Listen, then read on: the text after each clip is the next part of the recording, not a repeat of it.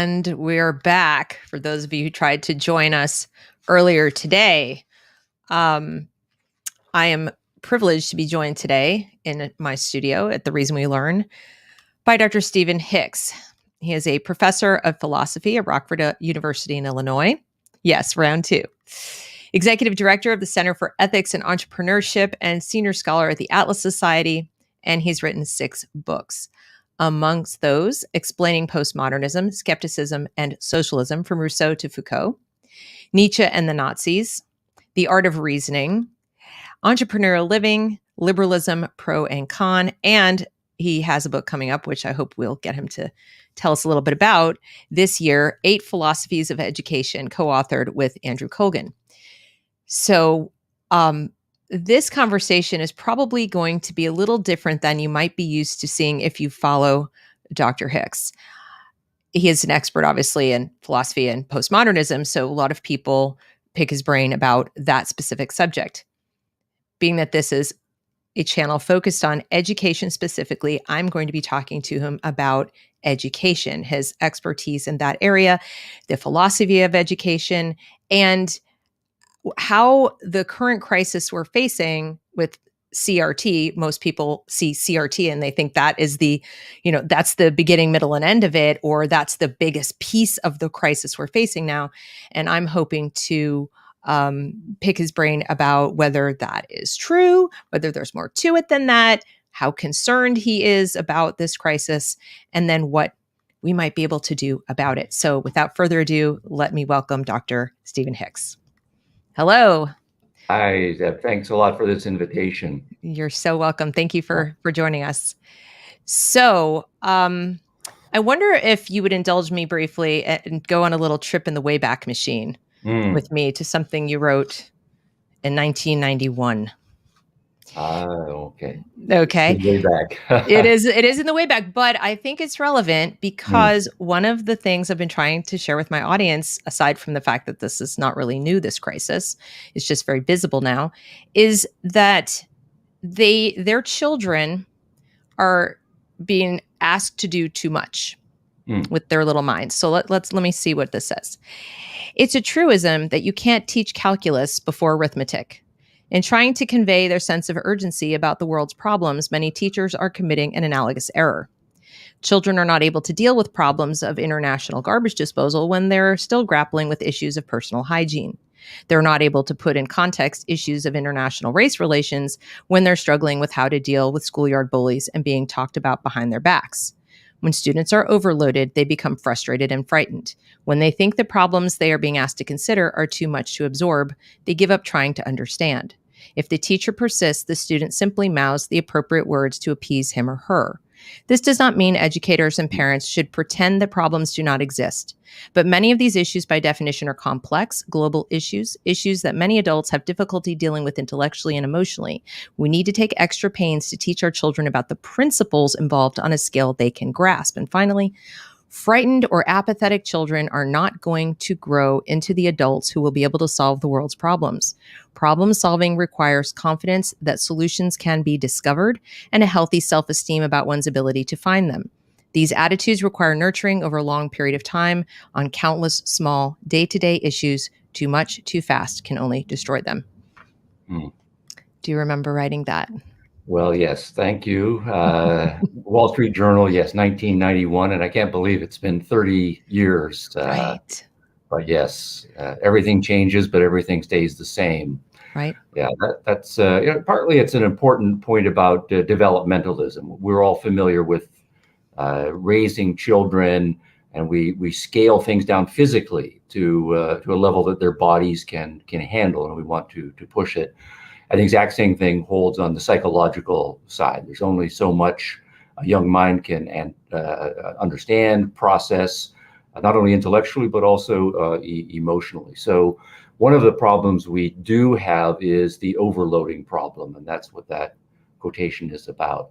Now, I do think some of it is, in the case of parents and teachers, they overlook the developmentalism issue. They're aware of it abstractly, of course, but they get worked up about something, or they're worried about something, And that just leads them to say, this huge problem, my kid needs to know about this, and my kid needs to know what the right answer is. Or if I'm a teacher, my kids, right, need to know this. And it doesn't matter if it's an environmental issue or an issue about sexism, or now issues about racism. The adult is worked up about it and then just lays a huge amount of stuff on the kid. Now, that's to some extent, I think, excusable if you're a parent, but I think we do need to hold teachers to a higher standard. They are supposed to be professionals. And I think the bigger problem that we now have, and have had for a few decades now, is teachers who are actually less interested in education and more interested in indoctrination. If you are attentive to education, you will pay attention to all of the developmental issues, and you'll be very sensitive to the cues that you're receiving in response from the children. But if you are an indoctrinator, then you're not at all interested in that. You have your agenda, whether it's an environmentalist agenda or some sort of political agenda, or about race or about sex or whatever it is. And you don't mind overloading children, because you know if you get in early when their minds are still unformed, you will kind of capture a certain amount of that psychological real estate, and hopefully that will be yours for the rest of that kid's life. So am I correct in hearing you say there's an intentionality to it? That people who are doing this are more aware than not that they are doing it. No, I think there are two groups, and we would need to do some demographic surveys. But I've taught philosophy of education for now decades, and I do know that in my classrooms, I regularly have three groups, right? Those who are genuinely interested in education. Those who are confused, they're sort of interested in education, but they get enthusiastic about whatever the issue is, and they are then much more range of the moment. And there are those who are strategic. They realize very clearly that they have an agenda, whatever the agenda is, political, religious, social, or whatever. And they're not at all interested in debate, discussion. They do want to form young minds, and they do see those minds as kind of plasticine to be formed by them, the authority figure. So It is explicitly intentional.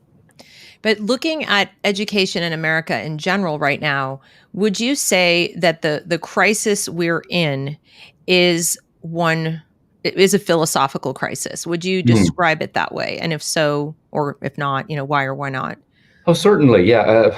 It is a crisis, but it's in a way, it's nothing new about education, because education is always philosophical, right? If we think about ourselves as parents, we have a baby is born to us, and it's our kid, and it's now the most precious thing in the universe to us.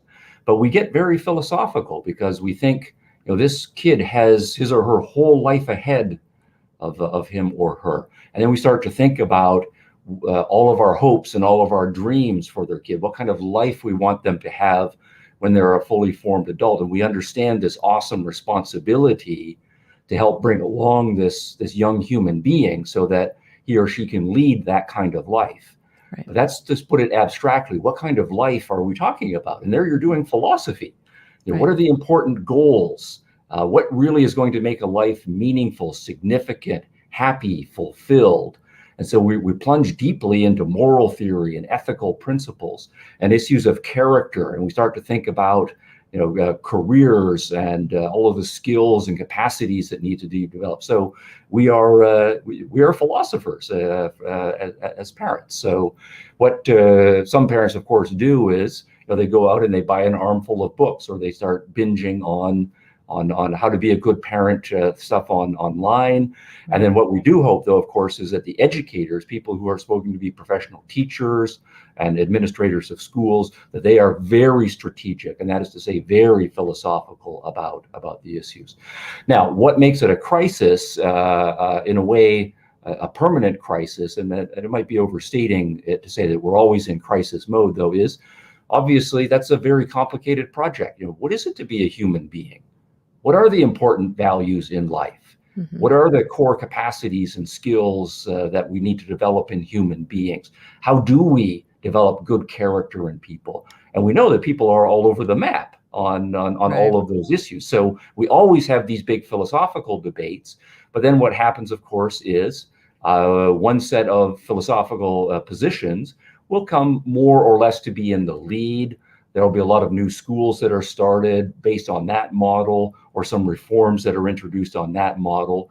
But the battle is never decisively won, because then in the next generation, other perspectives come along and they chip away, or they start brand new schools, or sometimes it captures a political administration and you'll get some very heavy duty top down reforms that go on. So we're always in the midst of that. So it's just right now, as important as our battles over critical race theory are, they really are a skirmish in a larger conflict of visions, conflict of ideologies, and even more broadly speaking, conflicts of philosophies. Can you expand on that a little bit more when you say a conflict of visions? I know that Thomas Sowell, I believe, has a book by that title or something along Yes, those that's lines. right. So I might have unconsciously channeled Thomas Sowell. Yes, who's Right. great on this issue. Yes. Right. But it's something I've tried to explore on my channel with my viewers, that I call it a project, right? That they may be working on a different project for their child, or think they want to be, than the schools and the education establishment is. How would you characterize the project American education is currently working on, if you had to kind of sum it up? Yeah, well, I don't think there is a project. I think right now one of the frustrating things about American education is that it's a mixture of contradictory projects. I Right? see. Okay. And this is part of the reason for the book I'm coming out with Dr. Colgan right now on 8 philosophies of education. So if you just say look at American education or Canadian education right now, there is no one systematic mission statement or mission plan that goes on there. Instead, almost any school you look at, you can find elements of behaviorism, elements of neo-Marxism, elements of existentialism, things that have been from Montessori mainstreamed, things from John Dewey, and various forms of pragmatism and progressivism and so on. Now that's to use some high flowered language and Sure. some big name theorists. But what has happened over the course of the last century has been, there was a given model that was in place, and it was an early combination of kind of religious idealism that had been somewhat secularized, but then a big push to be more naturalistic and more scientific. And then that ideal of liberal arts education, of training young minds to think for themselves. And then a certain measure of authoritarianism still. The teacher is this paternal or maternal figure, and you do what you're told. So already, from the beginning, there was a mixture of different philosophical elements. But then along comes, John Dewey in the teens, the 20s, and the 1930s, extraordinarily influential. And they capture a certain amount of the curriculum, not only the curriculum, but also methodology. You can even see it in many cases in architecture. How do you design a school to instantiate your philosophical approach and so forth? It's everywhere. What counts as proper assessment? What kind of teachers are we planning to hire? Are we interested in someone who's just got a whole bunch of book learning? Are we interested in in someone who's got some working experience and some lived experience, right, or not? Are we interested in someone who maybe dropped out of high school, and then this is going to be a little bit later when existentialism comes along, because after World War II in the 1960s, that was very sexy, and that was a lot of that was incorporated into the schools. So we want teachers maybe dropped out of high school and hitchhiked across the country and started a rock and roll band, and then made a pilgrimage to the Himalayas and so on, and comes back and isn't just a book learning to teach to the test smart kind of person. And then of course various sorts of neo-Marxism and now postmodernism are all part of the mix. So I'm sorry I can't answer your question and say what it is. Instead, what we have is a smorgasbord or a tossed salad of different philosophies right now. I think what I was trying to understand is whether at the somewhere down the line, after they got done trying their smorgasbord, okay, they were aiming for sort of the core values had changed. So in other words, I think when my dad went to school, now he went to a Quaker school, so it's a little different, but he was born in the mid 30s, very different. But the things he told me, the things my grandfather told me was that they were getting an education to be able to preserve liberty, to be, to understand, how to think and, think critically and so forth. And Yes. so when I went to school, I was told as a child, I went to Montessori school actually until I was about 9 years old. And then I was put into a regular public school, and it was horrific. I mean, the transition was really jarring. But I'm so grateful I had that brief amount of time in Montessori, because I think it was more influential than I will ever fully understand in terms of my thinking and my confidence and my own ability to learn and all kinds of things. But I think certainly in my family, we thought an education is about learning how to live life on Earth. I think that's why I gravitated towards objectivism. It just made so much sense to me. Okay, an instruction manual for how to live life on Earth. I need to think, and it's not going to always be pleasant, but this is what you do as a human being. Yes. It seemed automatic. Sure. And I feel like as a teacher myself and as a mother, what I'm looking at are people increasingly who are not really interested in that. That's not really what they're focusing on. Yeah, absolutely right. Yeah. So, and then I was kind of wondering how you would describe it. If we look at one side of sort of the American creed or the American ideal, the Enlightenment ideals of, what a good person, a decent person should be engaged in, that the individual matters, those types of things. And then today, like, how might they be different? Well, yeah, it's going to be completely different. Just the important concepts in your heartfelt summarization right now. Does the individual matter? Are we interested in preparing students to live freely, right, in a society that is genuinely encouraging of liberties and tolerance for different lifestyles in the pursuit of happiness? And already all of those four things that we just mentioned right now are not only questioned, but radically rejected by most mainstream intellectuals who now are in positions of prominence at schools of education. And then behind them, philosophers of 2 generations ago now, who also rejected all of them. So it's going to be that your education system is fundamentally different, depending on if you think you are dealing with individuals who have their own minds, and that you need to develop in them confidence and self-esteem and the ability to weigh complicated issues and trust their own judgment in the final analysis. Or if you don't really look out and see individuals, what you see are children born into different groups, right? First you see this is a girl with a certain skin color, and I know she comes from a certain religious and or ethnic background. And so she really is just an avatar for those different collective identities. Now, if that's the way you look at your students, that's going to be very different. And then if you say, well, I do have that little girl, right, with a certain skin color and a certain ethnic background, but I've also got these little boys who have different skin colors and different ethnic backgrounds. And if I see them merely as vehicles through which there are different group identities coming along, then my education project as a teacher is quite different. Right. And there's going to be different strategies, but already you're not interested in cultivating the individual's self-development. You are seeing them as a vehicle through which various collective or group forces are going to be operationalized. Right. Now, I might then say, well, I can't have one curriculum for everybody, because, that little girl with her constellation of identities is very different, and she's on a different life path from that little boy who's got a different constellation of identities, and he's on a different life path. So maybe I need to have 2 different curricula, right, at the beginning. And then, of course, we can see, then I'm going to need 4 or 8 or 32, right, or whatever. And what do I do if I say, well, here I have girls from one racial group and ethnic group, and boys from a different racial group and ethnic group? Maybe they shouldn't even be in the same class anymore, right? Because after all those groups, and then here we have a different thing. You mentioned the Enlightenment. Do we think there are universal rights that all human beings have and that we should respect? Or do we stop believing in universalism and rights as very broad principles?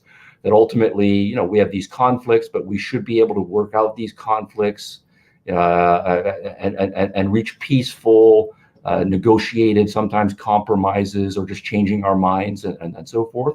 Or do we say, no, these groups, they have their different agendas and they're just in conflict with each other, and ultimately they hate each other, and there is no way to have peaceful conflict, in which case you're going to be pushing in the direction of saying, I'm a manager of conflict as a teacher.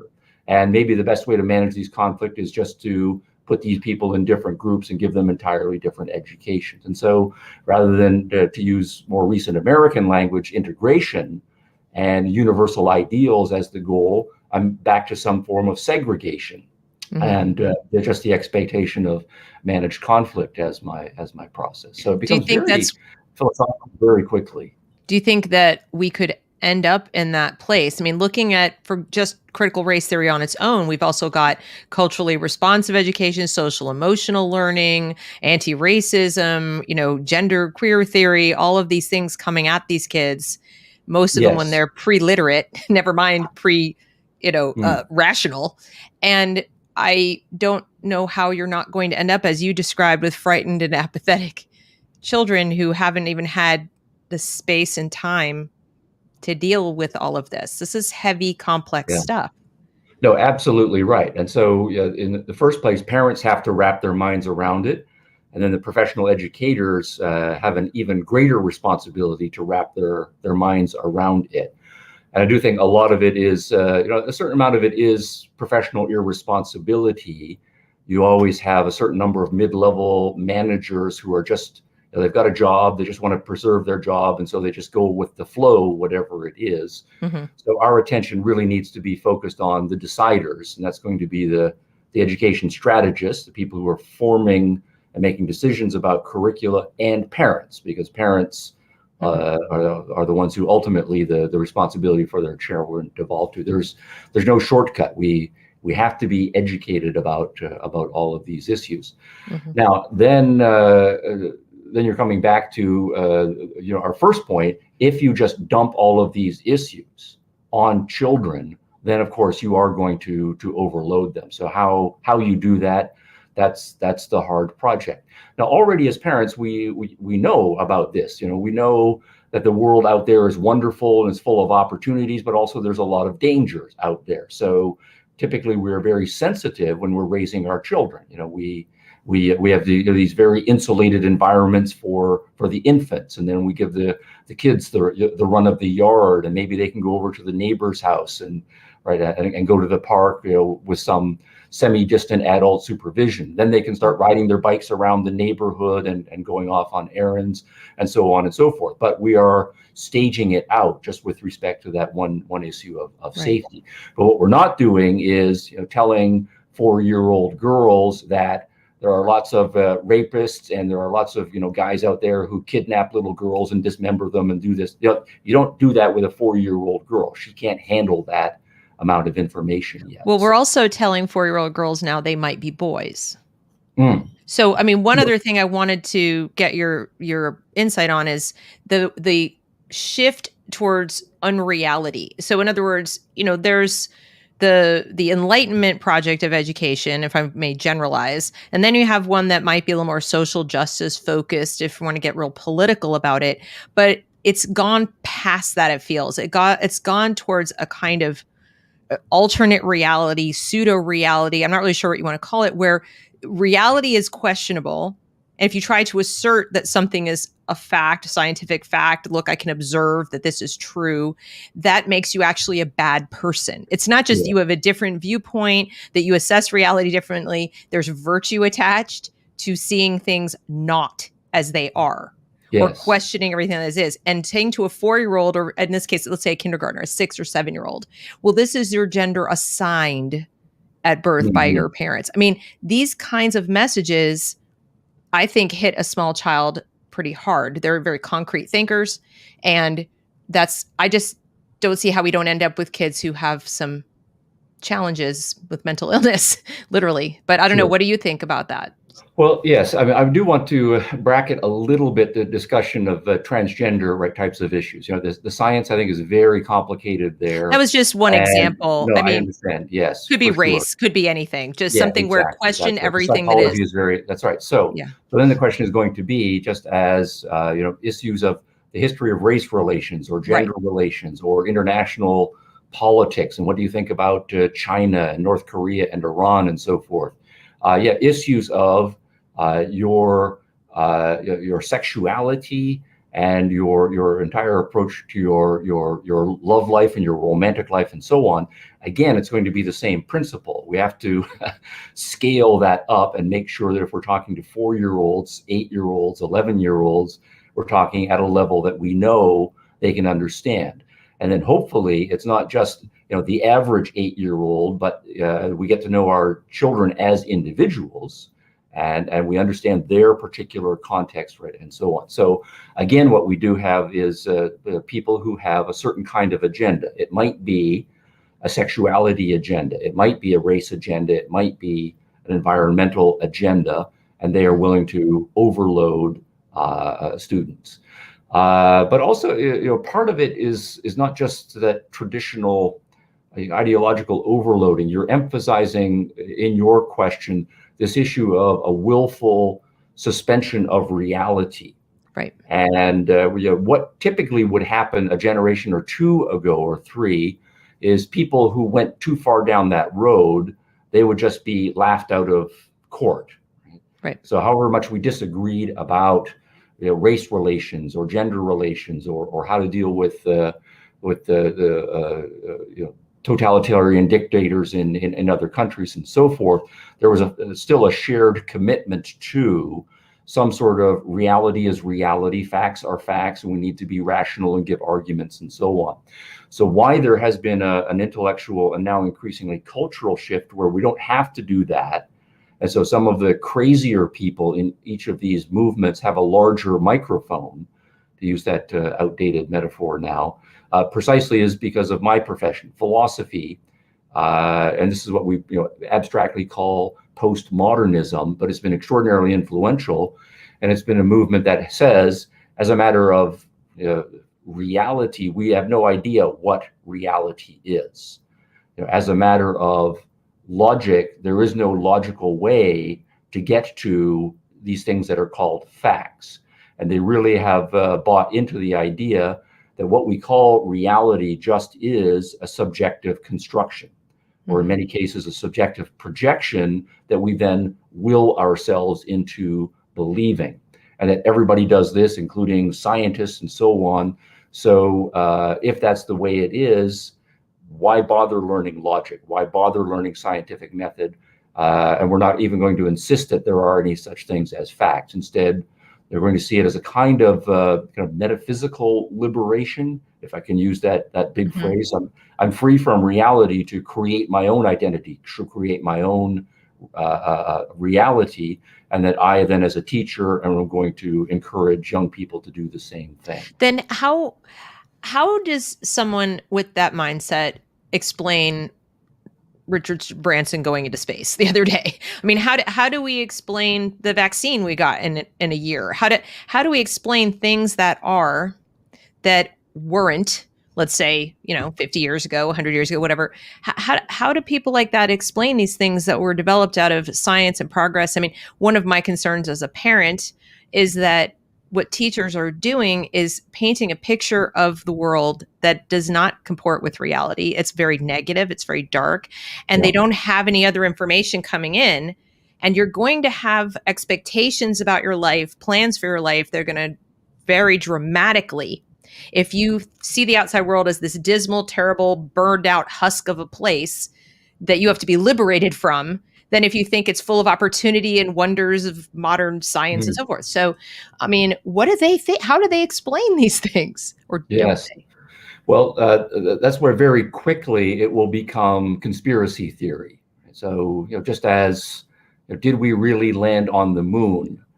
You can that's true. But that's going to be one strategy. But the more common strategy among the intellectuals who see themselves as anti-science, anti-enlightenment, will be a diversion strategy.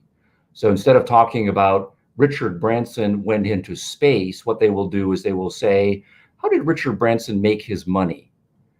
And then it becomes an ad hominem thing where you will, dig into his biography, hopefully find something unsavory, and then on the basis of that undercuts any sort of achievement. So rather than celebrating an achievement, you don't want to do that. You are looking for the clay feet, and you try to drag as many people's eyes over to the clay feet thing as well. Now that'll be a very particularized thing about, say, Richard Branson in particular, right? And then you'll just do the same strategy, scaling up the abstraction until you're saying, really, the scientific project is just European white males for the most part who have their own set of neuroses, and they're just projecting cause and effect order onto the world, and then people's attention is diverted to that understanding of it, and so they're less likely to be excited and fundamentally attracted to a scientific project. Now, the same thing is to come back to an earlier example you were mentioning. If we are teaching American history or we are doing civics education, that's an extraordinarily value-laden part of their curriculum. Very true. And right at the very beginning, you'll make a decision. Do I think that basically the United States is a good country? Yes, it's got some problems, but the basic thing is we're teaching a good news story, while of course acknowledging the facts of negativity to there. Or are you fundamentally committed to, I dislike the United States, or in some cases I hate the United States, in which case your whole approach to American history and civics education will be fundamentally different. Right. And so to parents who might be watching this, thinking about what they thought or hoped their child's education would be and what it's sounding like it is, or more like, regardless of why, whether it was intentional or bureaucratic, going with the flow. What can you tell them about let's say they would like to preserve the American creed and they want their kids to have a more enlightenment-based education? Yes. What should they be thinking about looking for in terms of without giving necessarily specifics, although you probably could, how should they be thinking about this? Because as I said, I see people going into school board meetings and sort of nipping at their heels about this specific lesson plan or curriculum, when in fact the whole message of the school seems to be, no matter what lesson I'm using, it's coming down to your child as one piece in a group pie. Mm-hmm. Right. And that it's a fixed pie. And so it's power struggles and these kinds of things. That's why I say, I'm up here with it. What should parents be looking for and doing as far as education for their children? If they want their children to be more like the old kind of American Enlightenment value person in the end. Yeah. I don't think there are any shortcuts here. We already know the cliches. Parenting is a huge all-in project. And so dealing with formal education, if you have chosen to send your kids to school, you do need to be all in on that. And just as parents of newborns will typically self-educate intensively, the same thing has to happen when you send your kids to a school, and you've got to stay in the game for as long as your kids are in school. So I would say, yes, self-educate, read, think about it, listen to podcasts by reasonable people. And then parents who are taking the next step, the activist step, which I think is great, going to the school board. Maybe don't speak the first couple of times. Listen, get educated. But then, ask questions, connect with other parents. There's always a strength in numbers, and become aware. To the extent that you have something decent to say, a question to ask those questions. Another cliche that's absolutely true is the sunlight is the best disinfectant. So in many cases, pathological and dysfunctional and destructive movements, they make progress to the extent that they are operating in a vacuum, or in the dark, and people are just not paying attention to it. So put them on notice that you are paying attention. If you are yourself a decent, well-meaning, educated person, and nobody expects anybody to be multiple PhDs and so forth, then that will come across, and they will take you seriously. So I would say also consider seriously all of the other alternatives that are out there. Formal institutional public schooling is just one model. It's relatively a new kid on the block in historical time.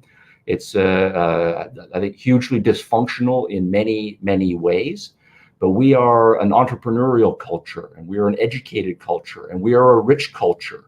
So we have the resources to start doing other kinds of experiments. And there are lots of experiments going on there, Brad. And again, figure out what they are, and you'll find out that by talking to other parents and getting a little educated and so on. And then to the extent also that you have some interest, start your own blog, start your own podcast, do your things on social media and so on. Yeah. And that's how it happens. So it has to be grassroots. Now, we titled this CRT and the education crisis, so I don't want to go all the way through without touching on it, because it is such a hot button topic. What can you share with the audience about it that you think they should know or should be thinking about when they hear CRT, critical race theory, or even just how they might fight it more effectively? I see it as one piece of the puzzle, but what do you think? Well, I think the same issues that come up in critical race theory are going to come up in kind of critical feminist theory. And there are environmentalist versions of it. And there are ethnic and religious versions of it as well. So you're right, it's one piece of a puzzle. But once you spot the pattern, then you see it's the exact same thing that's going on over in the other domains of argumentation. So in the case of racism, all of the issues about what is a race, what is racism, how do we combat racism, and so on. Again, we're going to have very different philosophical approaches to that. Now, my view is that in the United States, we're extraordinarily progressive culture with respect to race and racism issues. Vast majority of Americans are kind of universalist. The important thing is you're a human being. You have your own mind. You have your own values. We all should have the same rights, life, liberty, pursuit of happiness. We should all be entrepreneurial and self-responsible in our lives. That part of the American ethos is very strong, and that's the vast majority of Americans. Even recent immigrants, who in many cases bring with them kind of old-fashioned values, they very quickly assimilate on those values. So we do have a problem of racism, traditional racism, but it's a small percentage of Americans. I think the bigger problem we have is what I think of as the race hustle industry, where there's a number of intellectuals and activists who want racism to be a bigger problem than it is, in part because that's what they get their sense of identity from, and in some cases that's what they get their living from. But on CRT in particular, the important thing is that on every standard anti-racist thing, they don't agree with that. They have a completely different understanding of what racism is, how serious it is, who is a racist and who is not a racist, and how to combat it. So in one case, people who are traditional anti-racists, think Frederick Douglass, Martin Luther King, and so on, they will say every person is an individual. And as an individual, you have certain moral dignity and moral rights that should adhere to you as an individual. The CRT people do not believe in individuals. For them, first and foremost, we are fundamentally members of racial groups. And that's a deep. Are you first and foremost an individual who happens to be of a certain race? And that's might be interesting and it might be important in a few contexts, but it's definitely secondary. Or is your racial identity separate? Do we think that people have agency, control over their characters, control over their minds? Traditional anti-racism says, yeah, absolutely. Right. What we need to do is educate and empower every single individual so they can be self-responsible, and they can do that, and then they can live a free life and go off. Whereas the critical race theorists do not believe in agency. They see people as, and this is all of the victimology language, right? Because you're a member of a certain group, right? You are just kind of constructed by your group membership, and if you happen to be in a smaller group, then you are disempowered by members of the dominant group. So they don't believe in agency. They believe that people are pushed around and so on. So do you believe people have power as individuals, or do you see them as right? So do you think that when we talk about the rights to liberty and judging people by their character and having equal rights for everyone, do we really believe in those ideals? Or do we have a cynical interpretation of that? And this is the critical race theory. No, people don't really believe in that. That's just a good news cover story that we're using to whitewash the bad parts of history, or to try to get the minority racial groups to believe in, so that they won't fight so hard for their rights. So are you an idealist about our prospects for racial harmony, or are you deeply cynical, and so on? Now, that's just 3 issues, but when you lay them all out, it is a fundamental opposition all the way down. So being an anti-racist, what that means for most people, the opposite of that is what critical race theory is advocating. So as I was listening to you speak, it occurs to me that the questions you were asking would make excellent questions for school board members. So in other words, rather than saying, are you doing critical race theory, or are you doing this, to ask them where they stand. What do you believe, as you put it? Do you believe that individuals are, and so forth?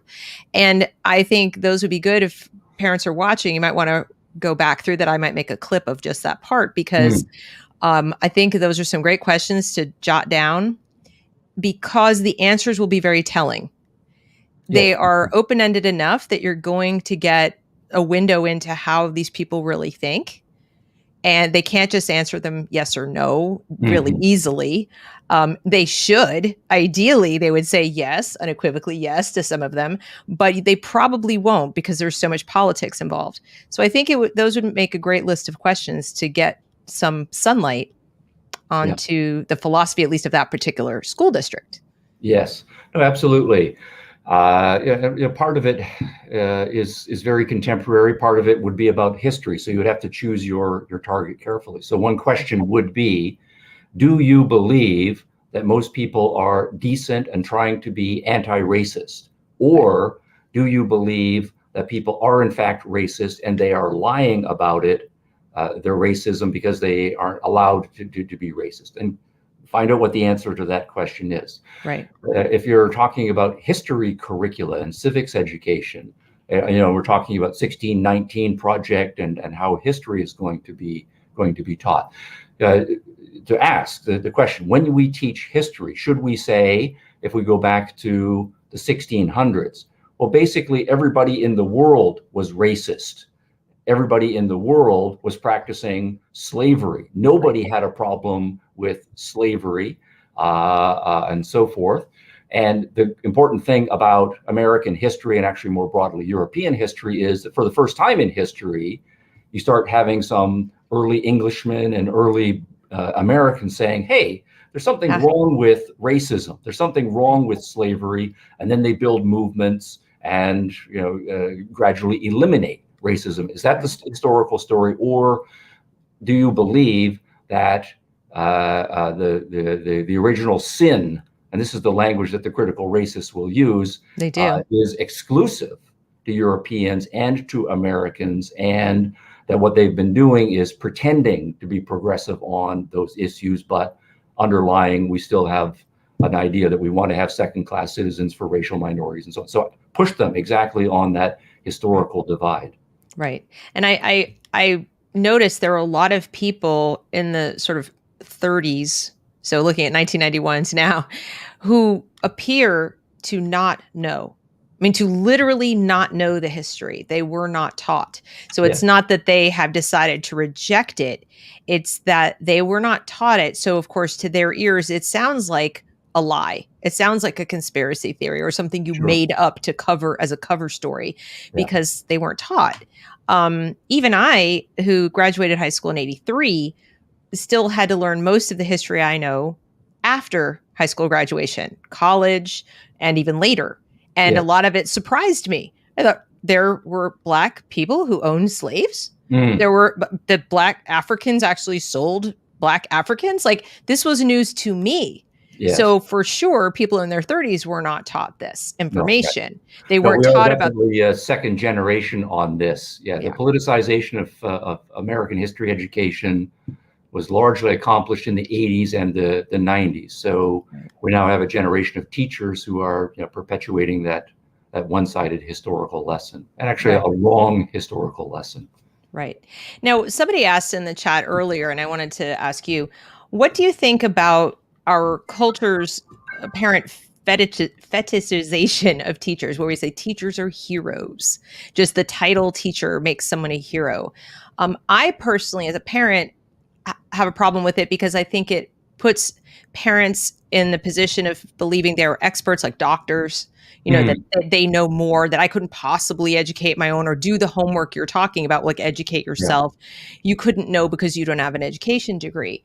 Do you think that parents should question that, push back on that premise more, that you're automatically a hero because you teach?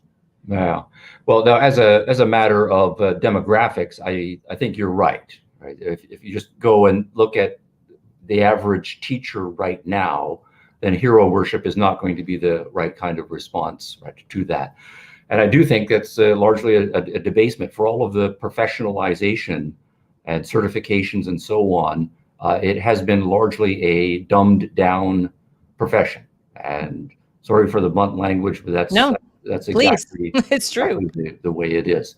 Yeah. I know for many years, I've mentioned I've taught philosophy of education, and some absolutely brilliant, motivated, wonderful human beings have been my students and gone on to become teachers, but they are in the minority. Most people, I kind of like kids. I don't want to work a desk job. I like summers off. I know it's a pretty good living despite all the complaints about teacher pay and so forth. So it's pretty low grade motivation for many, many students. And then, of course, what happens is with our heavily unionized system and politicized system, what we have is teachers get tenure, and it becomes very hard for them to be fired. And the performance reports are largely meaningless. And so what happens then is you have a lot of students who may have had youthful idealism become fairly quickly demoralized.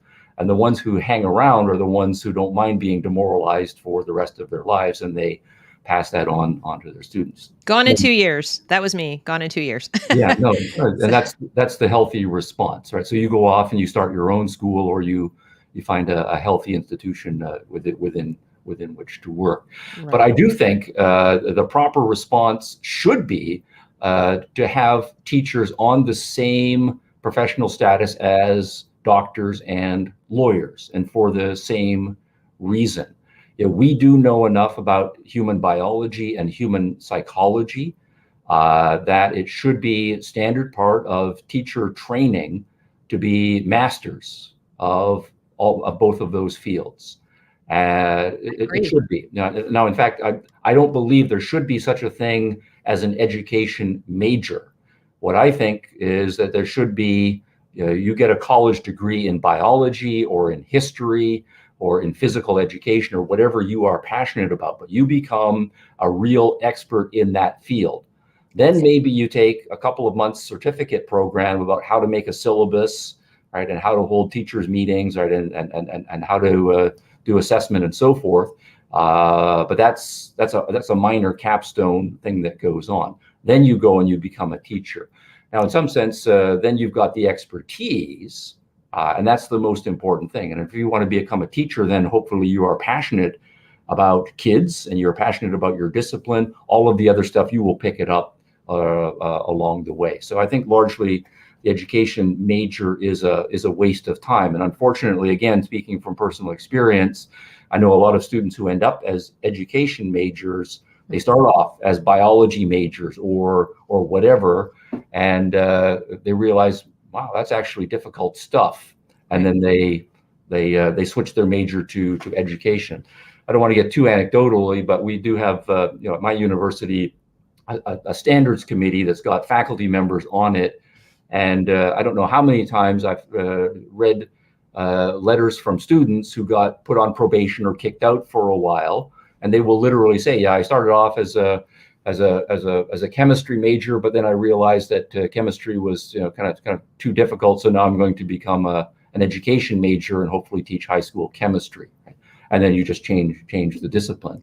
Wow. And yes, so that explains the appeal of things like equity, math, and culturally responsive STEM. No, well, that's right. And then once the standards get debased, then they get you're on a downward slide, and then it's institutionalized and politicized, and then you have a very big problem. So I think all of that is a scandal.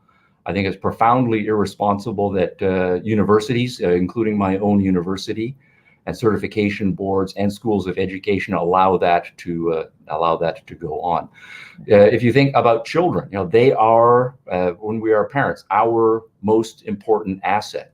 So we are sending our kids into the care of other human beings for a dozen years. We should be holding them to the highest professional standards. And just as we are hiring a lawyer to defend our kids if there's a legal matter, or sending our kids to a doctor, we do our homework, we monitor, we are there. No slack should be cut. And not to mention, the $200,000 or $250,000 of our money we give to the politicians to educate each of our children. The stakes are very high.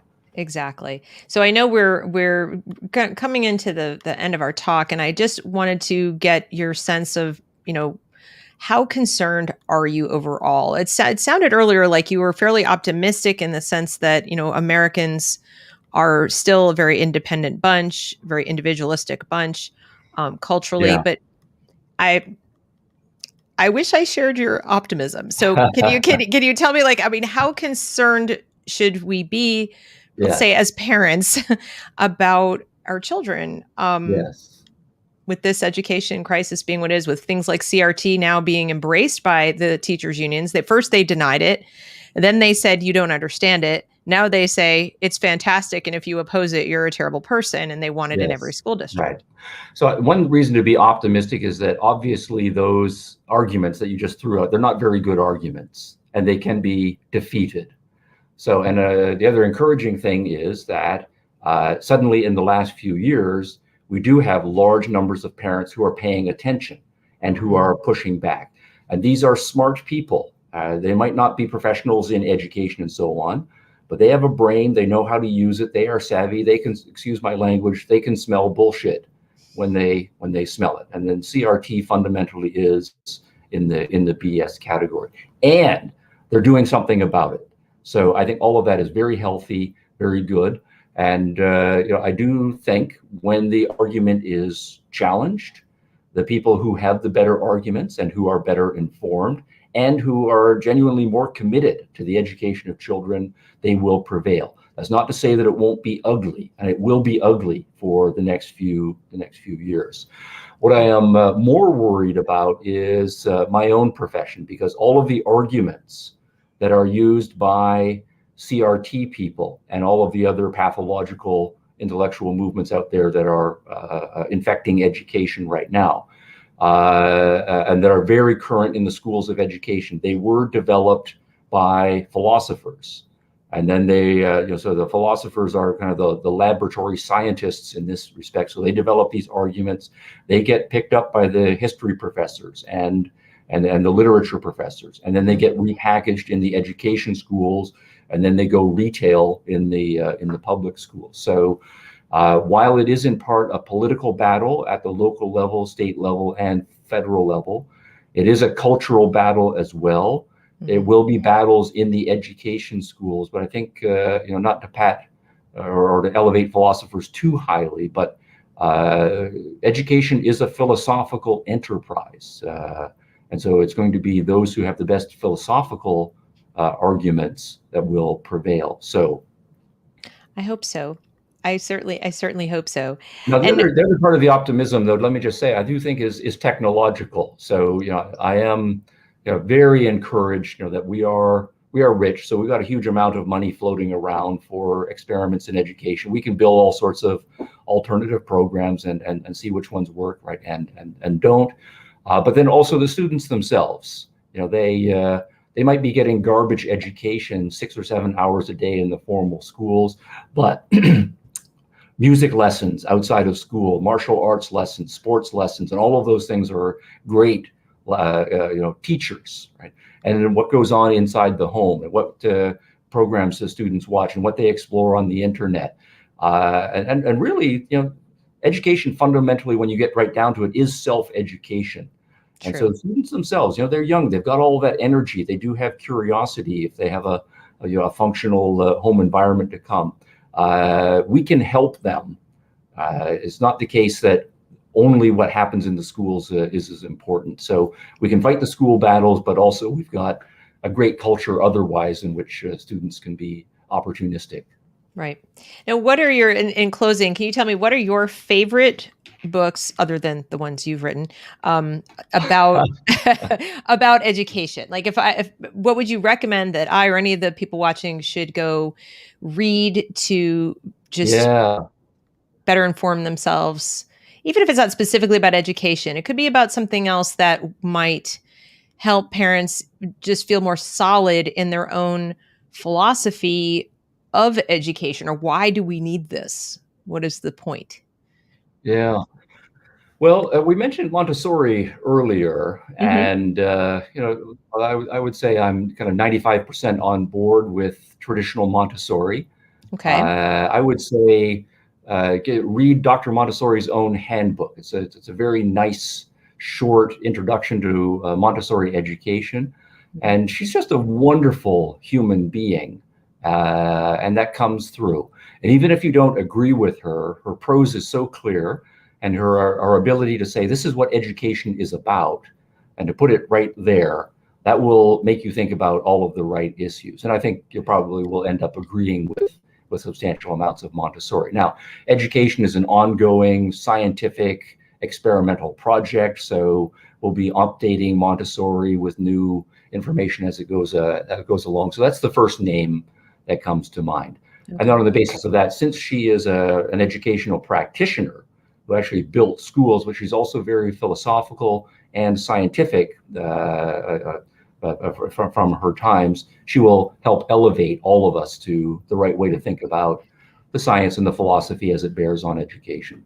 Well, I know that I get questions all the time from parents who have to use the formal schools, the public schools, and they say, they're teaching my children what to think, not how to think. What recommendations can you make to help them possibly at home learn those missing critical thinking skills, active thinking skills they're not necessarily getting? I know you have some information about Socratic method, for example. But Yeah. what could a parent do? Is there something they could read or encourage their child to read? Or what Yeah, do you well, I think? think dinner time conversations are great about this, particularly if there are siblings, because as we know, sibling rivalry is a phenomenon, and in some ways that can be dysfunctional, but can also be fun. All of the teasing, and someone says this, but then someone contradicts them and says, "What about that?"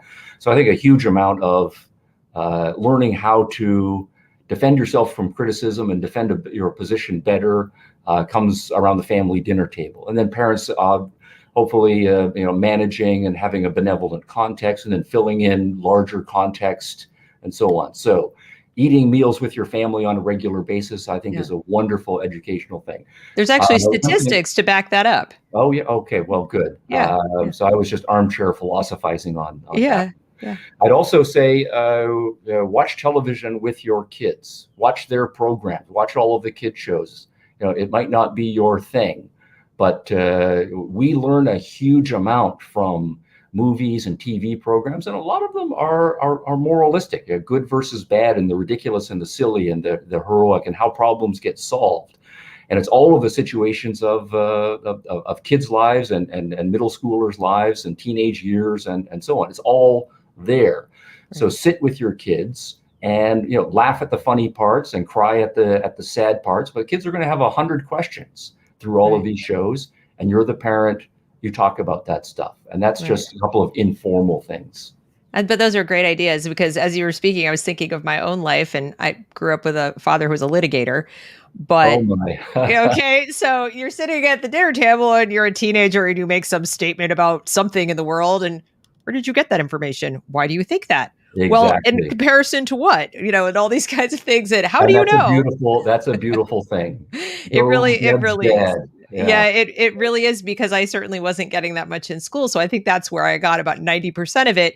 And I would recommend that to anyone watching. It does work. I mean, you probably don't want to do it every single day, because the No, kid eventually rolls their eyes and says, "Oh, no, I'm not talking anymore." no, yeah, no, let it flow. And Yeah, again, this is a developmental issue. When things get a sure. little heated, yeah, that's where you cut it off and you divert the attention to, so what do we have for dessert or whatever? Right. I was cut off. I used to watch Nightline, and I was told I was not permitted anymore because it was too much, too fast. I had just too many opinions. But All right. I cannot thank you enough for sharing your thoughts with us today and spending this time. I'm so appreciative. I It was think a real pleasure for me too. Thanks. you've given us some fantastic ideas, as well as some insight into what's going on, and actually a very optimistic message. I feel a lot better after this conversation than I did before the conversation. So Great, great. that's always good, because it's been Yeah. tough lately. So Well, thank reality is on our side, reasoning and the evidence is on our side. We can win this debate. All right. Well, on that note, I will thank you so much. Thank you everyone for joining us, and have a great afternoon. Okay, thanks. Bye.